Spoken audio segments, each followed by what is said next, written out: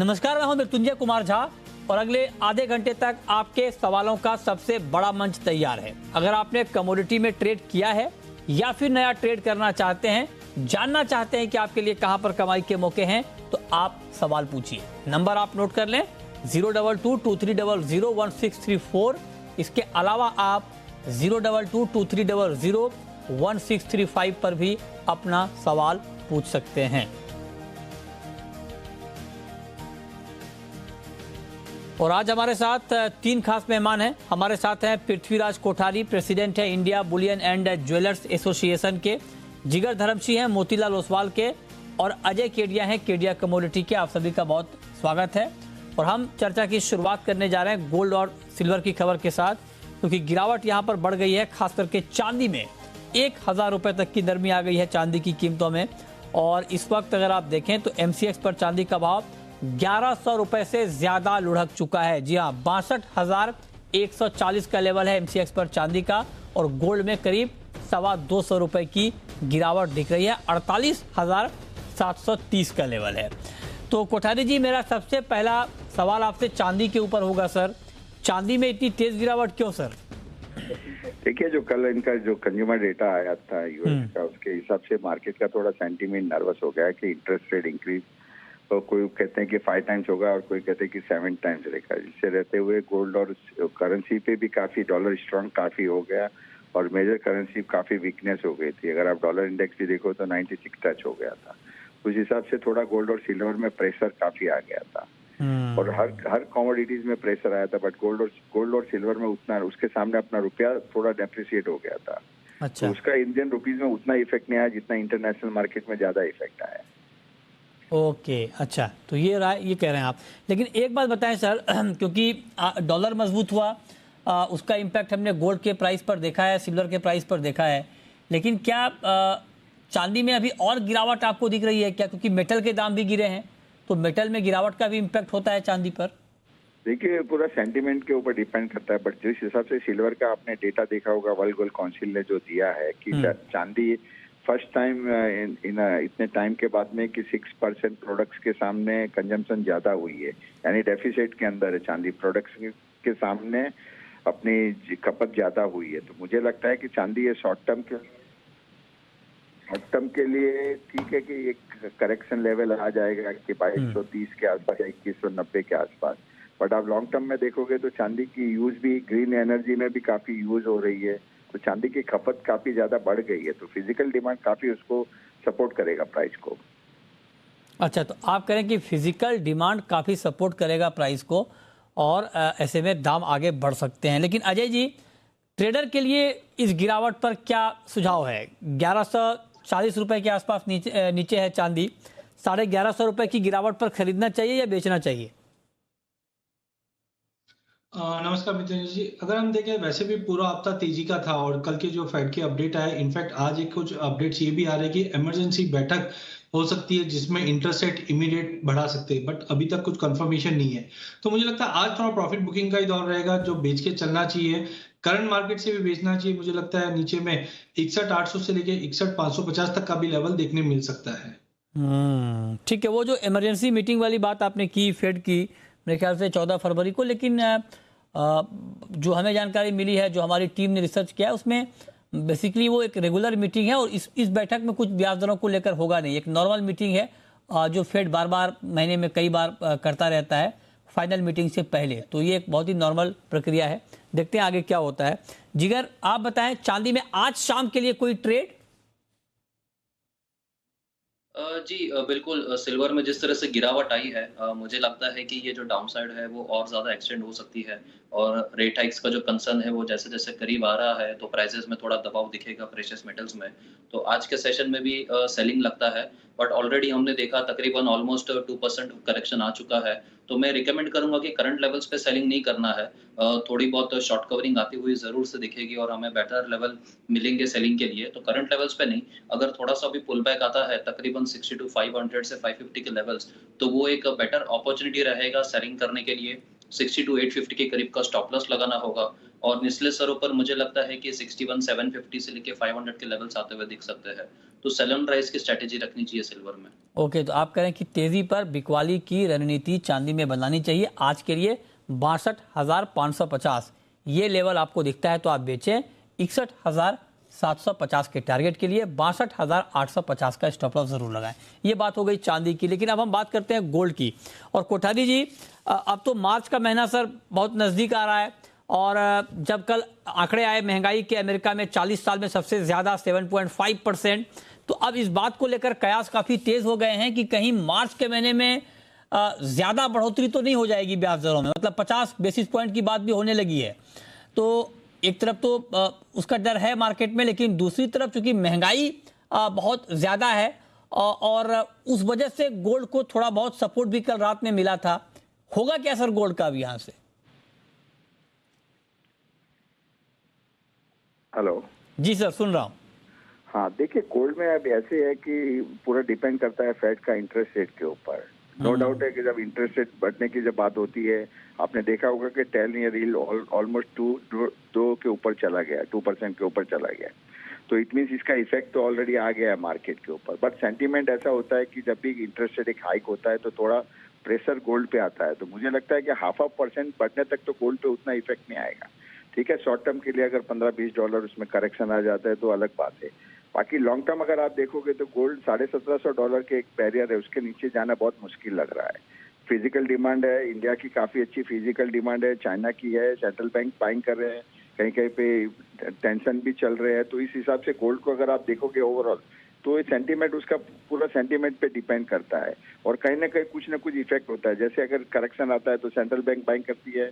Physical side में India China है, India ने 1154 टन इंपोर्ट 2000 कैलेंडर ईयर में किया है, चाइना का अपने से ज्यादा है इंपोर्ट है।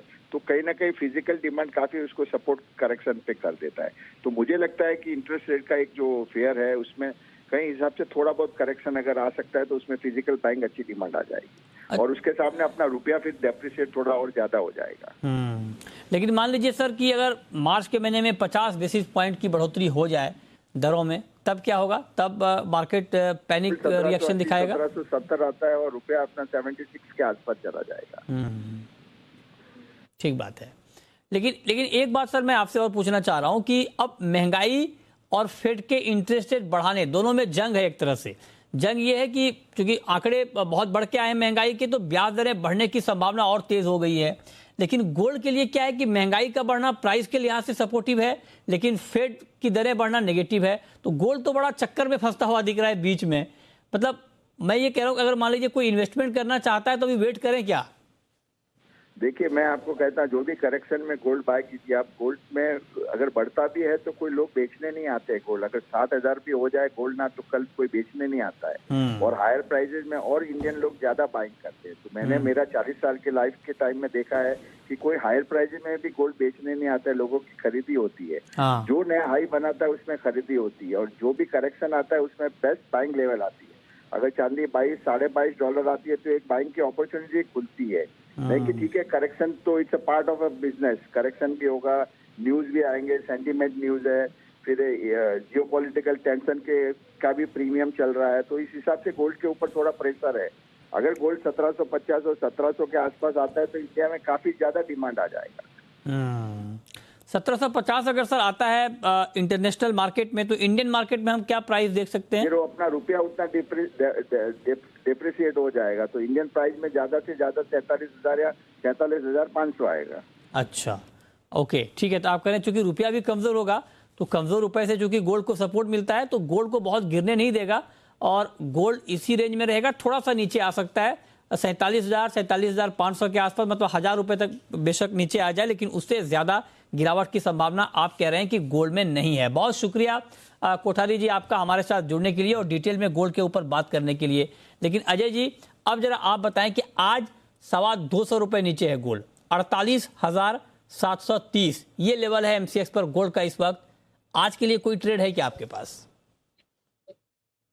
मुझे लगता है कि कल हमने एक रिजेक्शन देखा, वापस 49,000 के ऊपर सस्टेन नहीं कर पाया, जिसकी वजह से एक करेक्शन रहेगा जो 48,500 का लेवल दिखा देगा।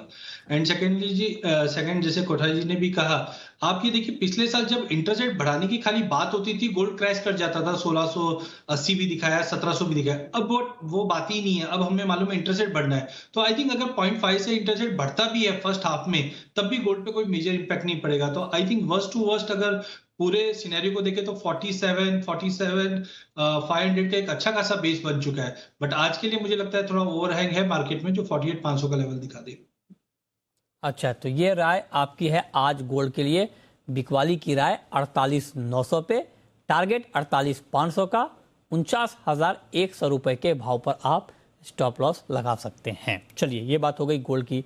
अब हम शुरू करते हैं सवाल और जवाब। पहला सवाल है कैलाश चंद्र मोदी का, सदलपुर से। पूछिए कैलाश जी। नमस्कार सर। नमस्कार, पूछिए सर। ये गुआर 7,000 जाने की संभावना है क्या? 7,000 ग्वार। ओहो, अजय जी तो मना ही करेंगे, अजय जी से पूछूंगा तो। जिगर, आपका कोई व्यू ग्वार पे 7,000 तक जाएगा? मुझे लगता है कि 7,000 तो नहीं, बट मुझे लगता है कि थोड़ी सी अपसाइड है। तकरीबन 6,500 से 6,600 तक का मोमेंटम दिख सकता है। शॉर्ट टर्म में अपसाइड है, बट फ्रैंकली मैं 7,000 के लेवल्स अभी के लिए नहीं दिख रहा हूँ। हाँ, बट बायस थोड़ा हायर रहेगा, तो 6,000 के लेवल जब तक होल्ड करते हैं थोड़ा अपसाइड रहेगा। तो चलिए, मतलब 6,500 6,600 का टारगेट आप दे रहे हैं, 7,000 का टारगेट आप मना कर रहे हैं। अजय जी की तरफ से तो मैं ही मना कर देता हूं कि 7,000 नहीं जाएगा। ये बात अजय जी भी कहेंगे, लेकिन फिर भी अजय जी, आपका कोई मन बदला हो ग्वार पर अगर इस वक्त? देखिए, मुझे 5-6 पॉइंट है, जब तक वो क्लियर नहीं होता, जैसे यूएस का प्रोडक्शन जब तक नहीं बढ़ता है, कोई ऑप्शन ही नहीं है कि वहां पे हम खरीद देंगे। यूएस में जब तक ऑयल इंडस्ट्री के अंदर पैसा नहीं डालती है गवर्नमेंट, तब तक वहां पे कोई डिमांड इंप्रूव नहीं होगा। जो Q3 Q4 में एक्सपोर्ट या डिमांड बढ़ी है, वो पाइपलाइन एम्प्टी होने की वजह से था। तो आई थिंक 15-20 मार्च तक मार्केट कहीं पे भी बड़ी तेजी मंदी नहीं करेगा। ऊपर में 6600, नीचे में 6,000, ये रेंज में ही रहेगा। बेटर ऑप्शन मुझे लगते हैं कि अदर जैसे कैस्टर में अच्छी तेजी बन सकती है, उस पर ध्यान दीजिए। गवार अभी भी रेंज बाउंड ही रहेगा। ओके, ठीक है। नेक्स्ट कॉलर राजेश हैं हमारे साथ। पूछिए राजेश जी। नमस्कार सर। नमस्कार, पूछिए। मृत्यंजय जी, मैं आपका रेगुलर व्यूअर हूँ। बहुत बहुत शुक्रिया सर जी। एक सजेशन है और एक रिक्वेस्ट है सर। जी जी जी, बोलें सर। ये जैसे मेटल में कल अच्छा मूवमेंट था, तो जितने भी एनालिस्ट ने सबने भर भर के और बहुत बड़े बड़े टारगेट दिए। जैसे एल्यूमिनियम 300 हो जाएगी और हो जाएगी, किसी ने ले रखी है। तीन बार प्रोग्राम आता है एक दिन में, तुम इंट्राडे की कॉल दो। किसी ने ले रखी थी, किसी ने नहीं काटी वो, और सबके मोटा नुकसान हुआ है जी आज। नहीं, उसमें देखिए ऐसा है कि कल के मार्केट में कल जिसने बाय करवाई थी, आज वही सेल करवाने आ जाता है। नहीं, टूट गई, इसको आज बेच दो। नहीं, कल ये हुआ कि कल देखिए जब आंकड़े आए अमेरिका में कंज्यूमर प्राइस इंडेक्स के, और उसमें जो बढ़ोतरी हुई 40 साल की ऊंचाई, उसके बाद डॉलर स्ट्रांग हुआ, और जब डॉलर स्ट्रांग हुआ तो मेटल के दाम गिरे हैं। और कल कई हमारे जो एक्सपर्ट हैं उन्होंने ये बात कही थी। अजय जी, इस पर कोई कमेंट आपका? बिल्कुल, देखिए इवनिंग सेशन काफी इंपॉर्टेंट होता है। यूएस से डेटा पॉइंट जो आते हैं उस पर नजर रखना चाहिए। और नो डाउट अभी आप मेटल की अगर बात करेंगे तो ये थोड़ा लॉन्गर व्यू लेके चलिए, क्योंकि बड़ा मोमेंटम है। आज अगर निकल में एक ही दिन में हम 30-40 पॉइंट की तेजी मंदी देख रहे, कॉपर में अगर एक ही दिन में 20, जो पूरे एक महीने भर में एक रेंज में था, तो काफी इंपॉर्टेंट होता था डेटा पॉइंट भी। बट ओवरऑल मुझे लगता है आज की जो गिरावट है जस्ट एक फ्राइडे फैक्टर है। थोड़ा डॉलर में मजबूती है कल के डेटा के बाद, इसके लिए थोड़ा प्रॉफिट बुकिंग है। डजंट मींस कि पूरा व्यू ही चेंज हो चुका है, क्योंकि जिस ढंग से इन्वेंट्री लो है, डिमांड कंटिन्यू बढ़ रही है, आउटपुट में कमी है, तो ओवरऑल ट्रेंड पॉजिटिव। बट हाँ, आज हम देख रहे हैं थोड़ा पुल बैक है, जस्ट एक प्रॉफिट बुकिंग है। ओके, ठीक है। तो मार्केट है, ऊपर नीचे होता है। प्रवीण है हमारे साथ इस वक्त हिसार से। पूछिए प्रवीण जी। मैं 790 रुपए की कॉपर ले रखी है, क्या करना चाहिए? 790 पर आपने कॉपर खरीदा है, ओके। और अभी कॉपर का भाव है 780 के आसपास, मतलब आप कह सकते हैं 773, ओके। तो रुकना चाहिए क्या इनको अभी जिगर जी? जी देखिए, शॉर्ट टर्म में तो थोड़ा कॉपर में डॉलर बढ़ने की वजह से थोड़ा सेलिंग प्रेशर और रहेगा। मुझे लगता है कि जो ये सेलिंग प्रेशर है तकरीबन 767 तक का लेवल्स मुझे आता हुआ दिखता है कॉपर में, 67-69 तक। तो आई वुड सजेस्ट, वैसे जैसे लॉन्ग टर्म शॉर्ट टर्म तो बुलिश है, बट इंट्राडे के लिए बायस थोड़ा नेगेटिव है। तो मैं रिकमेंड करूंगा कि 765 के करीब का अगर ये स्टॉप लगा के चल सकते हैं तो वो लेवल्स पे स्टॉप मेंटेन करके चले, और 2-3 दिनों के सेशन में मुझे लगता है कि दोबारा से थोड़ी बहुत रिकवरी आ सकती है, तब थोड़ा एग्जिट का सोच लेना चाहिए तकरीबन 780 के करीब पे। ओके, ठीक है। नेक्स्ट कॉलर हमारे साथ अनिल हैं, पूछिए अनिल जी। जी सर, केडीएजी से सवाल है। हाजिर में जीरा है और बिनोला खल, अच्छा, दोनों में क्या करना चाहिए सर? 1 महीने का व्यू क्या होगा? क्या भाव जीरे का जाएंगे स्टॉक सर? है आपके पास और बिनोला खल कॉटन केक का स्टॉक है। कॉटन केक आज 66 रुपए बढ़कर बंद हुआ है और जीरा तो लगातार तेजी के रूप में है ही। आज थोड़ा करेक्शन जरूर आया है, लेकिन फंडामेंटली तो ये काउंटर स्ट्रांग बताए जा ही रहे हैं। तो अजय जी बताइए क्या करना चाहिए? स्पॉट में इनके पास जीरा और कॉटन केक का स्टॉक है। देखिए, पहले अगर जीरे की बात करें तो नो डाउट तेजी जबरदस्त है, इस बार आगे भी कंटिन्यू रहेगी। जो 2500 मतलब 25,000 का लेवल एनजीएक्स पे क्रॉस कर जाएगा। बट टाइमिंग अगले 1-1.5 महीने की बात करें तो मेरा व्यू थोड़ा सा नेगेटिव है, बिकॉज एक्सपोर्ट डिमांड थोड़ी कमजोर पड़नी चाहिए और एक टेक्निकल पुल बैक भी आना चाहिए, क्योंकि अगले महीने से नया माल आना चालू हो जाएगा। तो मुझे लगता है कि अगर ये होल्ड कर सकते हैं लॉन्ग टर्म, मतलब अगले 4 महीने के लिए, तो डेफिनेटली 25,000 तक का लेवल मिल जाएगा। अदरवाइज एक बार प्रॉफिट बुक कर लीजिए, फिजिकल में है, नया माल भी आना है, तो मुझे लगता है 19,000 तक के लेवल हम जीरे में नीचे देख सकते हैं। वहीं कॉटन सीड ऑयल केक की बात करें तो नवंबर, दिसंबर, जनवरी में जबरदस्त तेजी के बाद अब मार्केट कंसोलिडेशन में है। 3,000 के नीचे नहीं जाएगा, 3400 के ऊपर नहीं जाएगा पूरे फरवरी महीने में। बट हाँ, मार्च तक हम देख रहे हैं कि वापस 3800 से लेके 4,000 तक का level cotton seed oil cake में भी दिखेगा, जिस ढंग से शॉर्टेजेस दिख रही है और डेयरी इंडस्ट्री में डबल डिजिट डिमांड चल रही है। ओके, ठीक है। तो ये राय आपकी जीरे और कॉटन केक के ऊपर। विनोद इस वक्त हमारे साथ जुड़े हैं ग्रेटर नोएडा से, पूछिए विनोद जी। नमस्कार सर। नमस्कार, पूछिए। सर मैं ये जानना चाहता हूँ कि बेस मेटल में अभी कब तक तेजी रहेगी, जिंक में और कॉपर में खासकर? जिंक कॉपर में खासकर, ठीक है। दाम तो बहुत बढ़े हैं, कॉपर के भी जिंक के भी 3-4 महीने के ऊपरी स्तर तक पहुंचे। आज मार्केट करेक्ट हुआ है क्योंकि अंतर्राष्ट्रीय बाजार में गिरावट आई है, डॉलर मजबूत हुआ है। अजय जी क्या लगता है अभी आपको जिंक में और कॉपर में? देखिए, मुझे ओवरऑल व्यू अभी भी बेस मेटल का तेज रहेगा, Q2 में भी। Q3 से हम देखते हैं कि गिरावट या कंसोलिडेशन नेगेटिव रहेगा, बिकॉज अभी भी सप्लाई डिस्टर्बेंस बना हुआ है, चाहे चाइना की बात करें चाहे बाकी कंट्रीज की बात करें। दूसरा, कोल्डर वेदर की वजह से हमने नॉर्थ साइड में प्रोडक्शन लॉसेस होते हुए देखा है। एनर्जी क्राइसिस अभी भी बना हुआ है, डिमांड कंटिन्यू भरपूर से निकल रही है। तो ये सारे फैक्टर्स मुझे लगता है कंटिन्यू सपोर्ट करेंगे। इन्वेंट्रीज अगर हम देखें तो 10-10 साल के लो पे पहुंच चुके हैं। तो जो रुकी हुई माइन से या सप्लाई है वो मुझे लगता है कि Q2 के बाद ही, मतलब जून जुलाई के बाद से ही रिस्टोरेशन में आने लग जाएंगे, उसके बाद सप्लाई बढ़ेगी। टाइमिंग मार्केट बिल्कुल बुलिश है। टेक्निकली मत देखिए, टेक्निकली आपको सीवियरली ओवरबॉट दिखेगा, मार्केट छोटा मोटा करेक्शन लेता हुआ दिखेगा, बट ट्रेंड पॉजिटिव है बिल्कुल। ठीक है। निशांत हैं हमारे साथ, पूछिए निशांत जी। हेलो जी, पूछें। नमस्ते सर। नमस्कार, पूछिए। सर मैं ये पूछना चाहता हूँ कि अगर 25 की जो चांदी लेनी है तो मैं डायरेक्ट कहाँ से परचेस करूँ? अच्छा सवाल आपने पूछा है। बताइए जिगर, 25 किलो चांदी इनको खरीदनी है, कहाँ से लेना ठीक रहेगा? देखिए, जैसे मैंने बताया कि चांदी में थोड़ा शॉर्ट टर्म में करेक्शन रहेगा, रेट हाइक्स का सिनेरियो है, तो जैसे सेंटीमेंट्स की काफी बातें हो रही थी कि सेंटीमेंट्स थोड़ा सा हिट हो सकता है बिकॉज ऑफ फेड के इंटरेस्ट रेट साइज की वजह से। तो मुझे लगता है कि इनिशियली करेक्शंस रहेगा, थोड़ा डाउनवर्ड मोमेंटम जरूर आएगा। तो जो अगर एक्यूमुलेट करने की जो तैयारी करनी है तो मुझे लगता है कि तकरीबन 60,500, 60,000 ये काफी अच्छे लेवल्स हैं। मुझे लगता है कि उन लेवल्स के करीब अगर सिल्वर आने की प्रोबेबिलिटी है, वो लेवल्स मिलते हैं तो जरूर से खरीदारी करनी चाहिए और स्लोली एंड ग्रेजुअली बाइंग करनी चाहिए। तो मतलब ये तो आप कह रहे हैं कि 60,000 के आसपास आए तो आप ले लें। ये भाव के बारे में आपको इन्होंने बताया, लेकिन अजय जी मुझे लगता है कि ये शायद भाव के बारे में भी पूछ रहे थे और ये भी पूछ रहे थे कि कहाँ से मतलब लेना चाहिए, किसी पर्टिकुलर प्लेटफॉर्म से। उसके लिए आप क्या सुझाव देंगे? देखिए, बिल्कुल इनका जो क्वेश्चन था वो इन्वेस्टमेंट के लिए था कि मैं कहां से लूं। तो मुझे लगता है कि सबसे पहले अगर ये इन्वेस्टर है तो फिजिकल से थोड़ा बचे, क्योंकि फिजिकल में हम जानते हैं मेकिंग चार्जेस भी लगता है, हैंडलिंग चार्जेस भी ज्यादा रहता है। आज की डेट में 3-4 ऑप्शन इनके पास अवेलेबल है।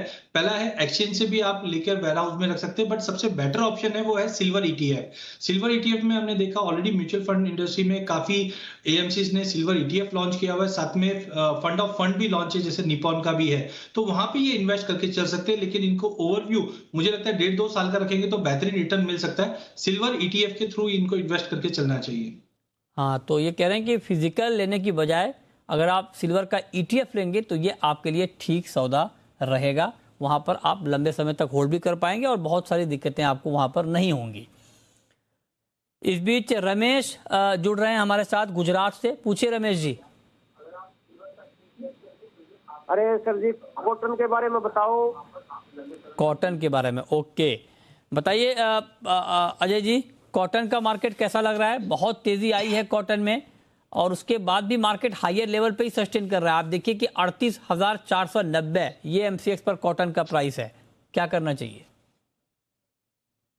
देखिए मुझे लगता है कि ग्लोबल फैक्टर, चाहे डोमेस्टिक की बात करें चाहे ग्लोबल की बात करें, सभी फैक्टर सपोर्टिव है। नो डाउट टेक्निकली देखें तो काफी ओवर रैली दिख रहा है, इसलिए करेक्शन की उम्मीद सबको है।